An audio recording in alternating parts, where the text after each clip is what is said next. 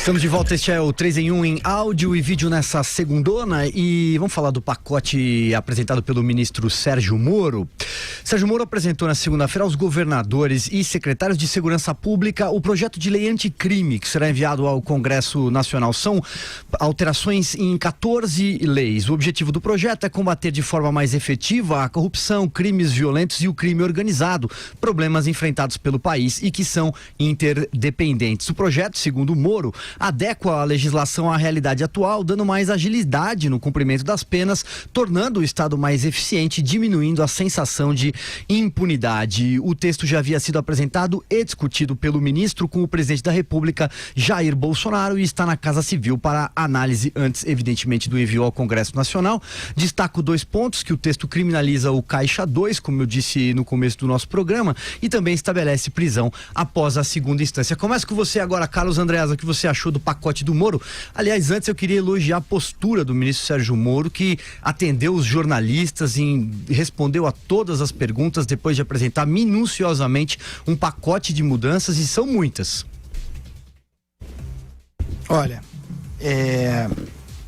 eu não quero ser estraga prazeres. Tem coisas importantes ali. Por exemplo, o endurecimento em relação a crimes hediondos, etc. e tal. Mas nos 2 principais pontos, a coisa fica bem limitada. Por exemplo, cumprimento de pena após condenação em segunda instância. É matéria constitucional. Então, isso aí vai novamente esbarrar nas tais ADCs que estão lá no Supremo agendadas para abril, porque é matéria constitucional. Então, propõe rediscussão do Código Penal, mas o limite continua sendo o mesmo. Então, vai esclarecer ou aprofundar o tratamento da questão no Código Penal, mas eu insisto, é matéria constitucional. Isso, portanto, depende da jurisprudência a ser cravada pelo Supremo. A possibilidade de cumprimento de pena após condenação em segunda instância depende da decisão do Supremo. Como é uma ação declaratória de constitucionalidade, gera efeito vinculante e obrigará a cadeia judiciária, pronto. Então, eu não quero dizer que é inócuo, mas é. Em relação ao Caixa 2, é o seguinte: criminaliza o Caixa 2, mas mantém o Caixa 2 como crime eleitoral. Tá certo? Não foi deslocado para o Código Penal. Continua crime eleitoral com, sim, punição, possível punição, inclusive prisão, com pouco tempo, é sem dúvida uma evolução, mas é pouca coisa, todas as vênias, para tamanha espuma. Vera Magalhães, o que você achou do pacote do Moro?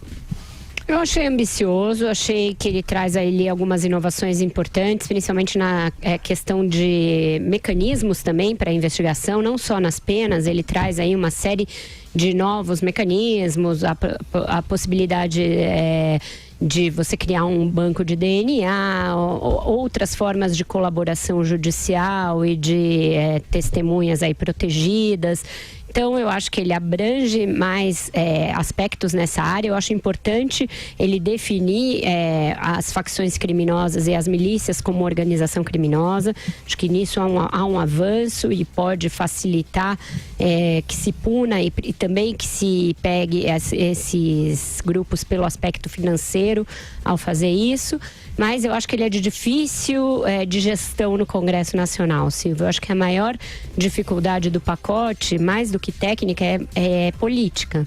Ele começou apresentando para os governadores para tentar sensibilizá-los pela parte ali do que tem de presídios, a possibilidade de presídios estaduais e presídios no Distrito Federal com características dos presídios federais, mais recursos para essa área prisional, para que os governadores funcionem como agentes polinizadores ali das ideias junto aos parlamentares, mas vai ser muito difícil. Todos os lugares por onde eu andei no Congresso, seja na Câmara, seja no Senado, seja nas bancadas governistas, na oposição, existe um certo pé atrás com esse pacote. Um senador falou para mim: Vera, quantos parlamentares foram à posse do Moro? Eu não sabia dizer, não tinha prestado atenção nesse aspecto. Estava aqui em São Paulo, quando da transmissão do cargo no Ministério da Justiça. Eu falei, não sei. Ele falou, se você reparar, tinha três parlamentares lá. Normalmente essas transmissões de cargo no Ministério da Justiça são algumas das mais concorridas, porque o ministro da Justiça é alguém com quem todo mundo quer fazer amizade. O Moro não. O Moro é uma espécie de repelente para políticos. Os políticos querem distância dele. Então, ele vai ter que se beneficiar muito do que a gente viu na eleição para a presidência do Senado nesse fim de semana, que é uma força das redes sociais, uma força da sociedade para que esse pacote comece a tramitar com alguma benevolência no Congresso. O fato de não ter sido eleito o Renan, eu acho que tira um entrave que ele certamente enfrentaria no Senado, mas também não é o único. Há na Câmara e há no Senado remanescentes de um regime ali de pessoas que estão implicadas na Lava Jato, estão implicadas em crime de Caixa 2, estão implicadas em muitas das coisas nas quais ele está mexendo.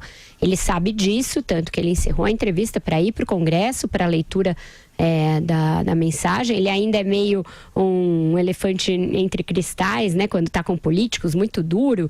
Eu tive no Ministério da Justiça num dia em que a bancada do Partido Novo estava lá, e aí era todo mundo novo, tanto os deputados quanto o Moro, era um encontro de novos ali, mas é com esse pessoal que ele vai ter que jogar se quiser vencer essas resistências. Então, acho que ele sabe disso.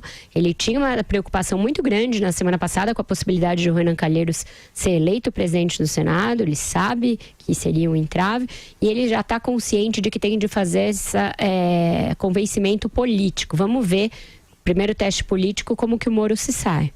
Muito bem. Joel, sigo com você, a sua análise.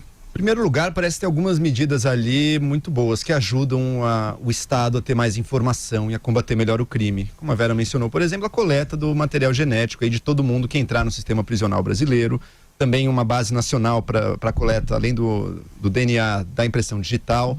Você vai ter uma maior fiscalização também, diversos pontos ligados aí a crimes envolvendo armas de fogo e o comércio de armas de fogo. Você tem ajustes na função dos policiais que se infiltram em organizações criminosas. Então, que é um instituto bastante importante, né? O policial poder se infiltrar, por exemplo, no PCC, numa gangue de tráfico, para poder conhecer por dentro e pegar realmente os chefões ali, os cabeças e levar adiante o combate ao crime. Então, algumas partes me parecem boas.